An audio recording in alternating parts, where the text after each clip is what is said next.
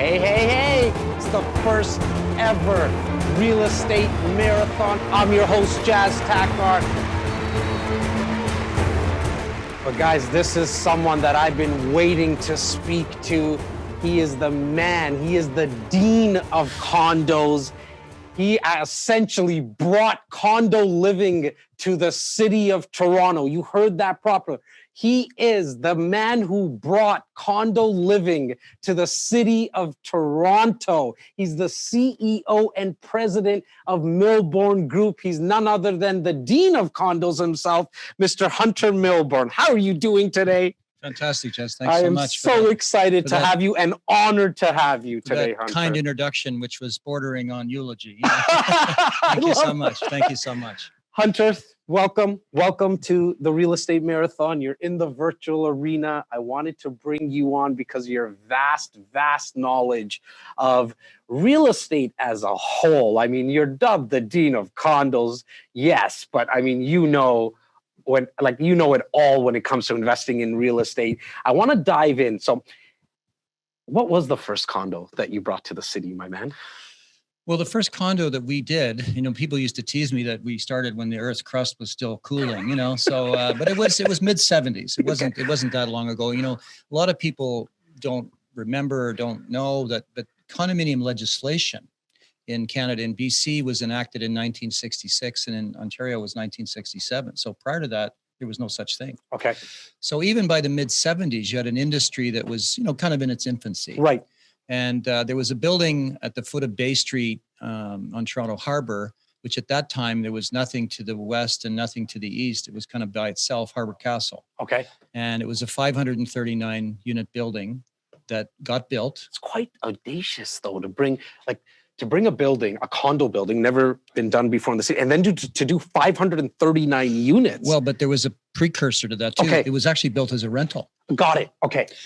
And it failed. I mean, basically it got built. There was about 200 suites that got rented and the balance were empty after 2 years.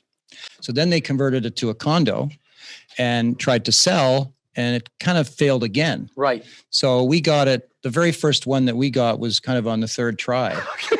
And, you know, but when things are hard, when it starts out really difficult, I think that, you know, is when, you know, and people who've started their real estate career, if you start out in a boom period, it's easier. If you get into a slowdown period, it's tougher. If you start in a difficult period, then I think it makes it a little bit more enduring and a little bit longer. So that building today, I mean, it's probably, you know, I was just chatting with Simeon, your colleague, and people would be surprised to know, but that was, you know, mid to late 70s, we started to sell that, and it was $60 a square foot average. Oh my God. What is the average right now in Toronto? Downtown is probably Toronto. 13 to 1500, right? $60, 60. Okay. Yeah, and that's in a lifetime, right? Right. So, how crazy did people think you were with this condo? People would come in and say, well, now how's this going to work? Like, you have this little piece of, you don't own the land, you know, like you got this, who's ever going to buy it from me again? How's this going to work? Right. But, you know, slowly but surely it, you know, became a mainstream product. Right. And now we see it, you know, in downtown Toronto go up to $13.50 price per square foot. What do you attest that to?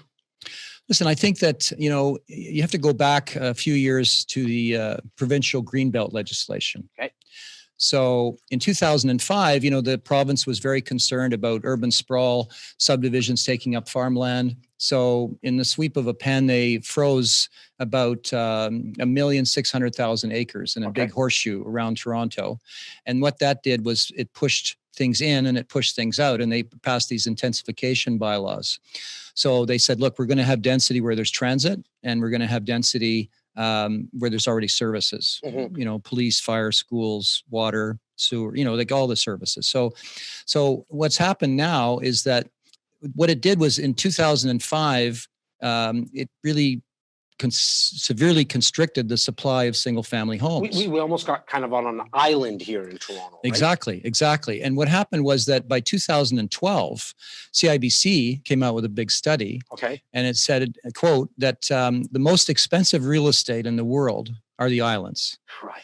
Manhattan, Singapore, And what had happened there, Hong Kong. We see it even in Vancouver, kind of a little bit. Yeah. Yeah. Well, what happened here was that they said basically by creating this circle around the city with the lake, it basically effectively made Toronto the equivalent of an island.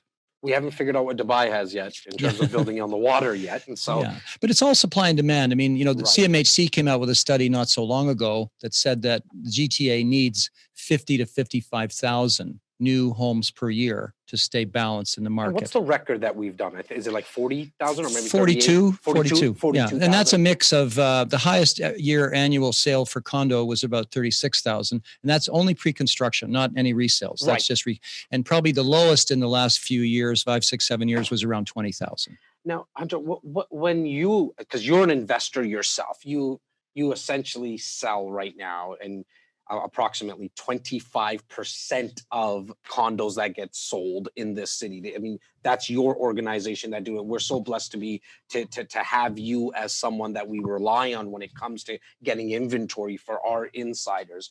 But when you're looking at an investment for yourself, where are you wanting to invest? Like in the greater Toronto area, what's some of the fundamentals that you look for? Listen, I think the first and most important really is the sponsorship. Okay. Who's behind the project. The strength, the financial strength, and the consultant teams and the experience of the development group. Second is really transit. Right. Because 40 to 50% of all the new projects that are coming and have come in the last few years have been within 500 meters of a transit stop. So if you can combine those two things, and then third is affordability. Right. Because if you can bring out a community, and I know one of the ones we're going to get more specific about with other guys that you're going to chat with today is if you can have something that's affordable, where you bring out a building where 70, 80, 90% of the building is under $600,000 or $650,000. That's the combination that will destine it for good appreciation, I believe. You travel the world and look at world real estate. You mentioned transit. What is it like? What have you seen over the years happen to real estate values, A, and B, the rentability of these condo units around transit? Well, I think it also starts really with immigration, right? Okay. I mean, and the U.S., which was founded based on immigration, what made America great? I think our colleague to the south kind of forgot what made America great in the first place, and that was immigration. And Yes. We're still very, very immigration friendly, and I think we're taking advantage. We're not building any walls; we're opening our doors, and I think that there may be a hiatus this year, but I think it's going to return with a vengeance shortly. And I think that the population of Toronto today is about 6 million people. Right. It's the fourth largest city in North America. By 10 years from today, it's going to be 8.5 million people. So there's 2.5 million people are going to move to Toronto in the next 10 years. That's our government's prediction, right. not the guys with a little bit of a bias like right. us, right? Yeah. It's just true facts. Yeah. And they're actually speeding it up because of this year, because of the pandemic, and because we've closed the borders down. They're actually speeding up the application process, getting more people in here quickly. Right. So I think that, when immigrants first come, they would rent, and then 2, 3, 4 years later, typically they would purchase. So that's the fundamental driver of this market in terms of the volume and appreciation, because it's just simple economics. If you have a supply of 20,000 to 40,000 new condominiums every year and a demand of 50 to 55 to 60,000. I mean, economics 101, then what happens to the price? If there's more demand than supply, it's going to go up. And the supply does get limited just because, a lot of the low hanging fruit of sites is gone. Like it's more assemblies. The approval process has gotten more lengthy.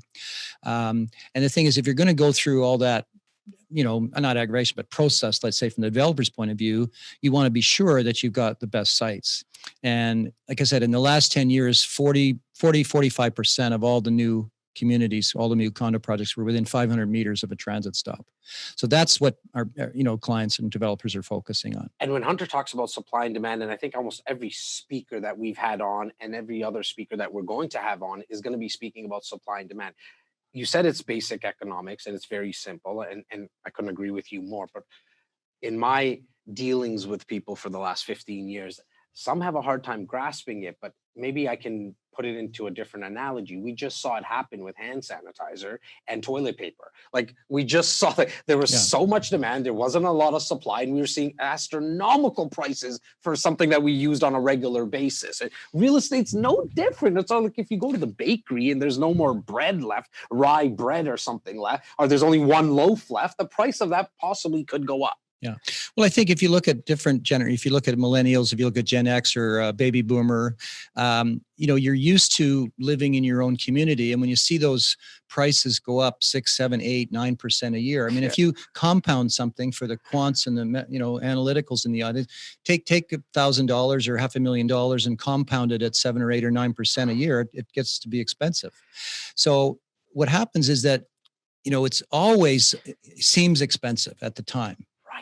And it's always cheaper to rent than it is to buy at the time.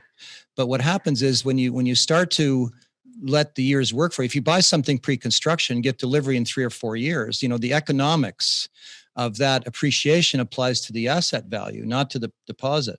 So it's a way that you can really make an incredible return. And, I've known a lot of money managers, and I've failed to ever find a stock or a mutual fund that would give me that much upside with pretty much no downside. And you can also do it in installments. Yeah. Right. The deposits. And we'll be speaking about that very shortly. To your point about it always seems very expensive at the time. A project that we did, our organization was very lucky to be working with you at that time, was in the east side of downtown Toronto for River City. Right. At that time, there was 4 buildings that got done: River City 1, 2, 3, and 4, and they all kind of came out a year after each other, maybe a year and a half. Total of 1,000 suites in 4 buildings. Okay, so it was a total of 1,000 seats. I think our investors, we had a little over 150 investors that got into that project, all 4. But the first one we did was probably about $500 a square foot, maybe $450 price per square foot. All of our investors said, this is so much. Okay, we'll get into it, but it's too expensive.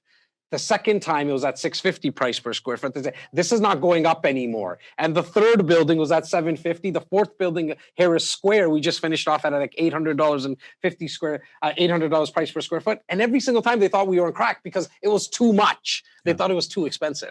But you've been seeing it since 1975. It started at $60 price per square foot. Do you think where is the ceiling, in your opinion? Well, I think, like it or not, the world functions in US dollars, not Canada, right? Right. So if you take all the prices of everything here and discount them by 30%, right? Which is basically the conversion rate today's world, then it doesn't seem that expensive. Great point.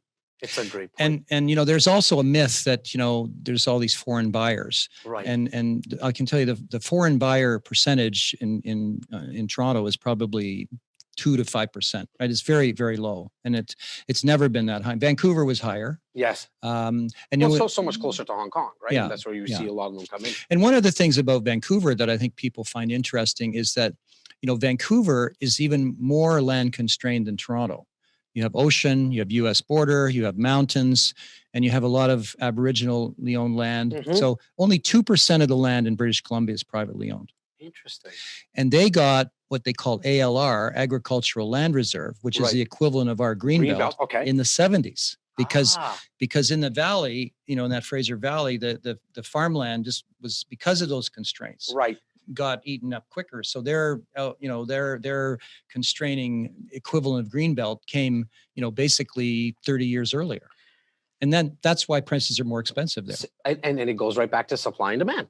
Goes right back to supply and demand and the lockdown of the land, the land lockdown. And I think there's a unique opportunity right now, because if you look at what we sold, we call it pre-COVID, last fall, September to December, prices were at a level. Yes.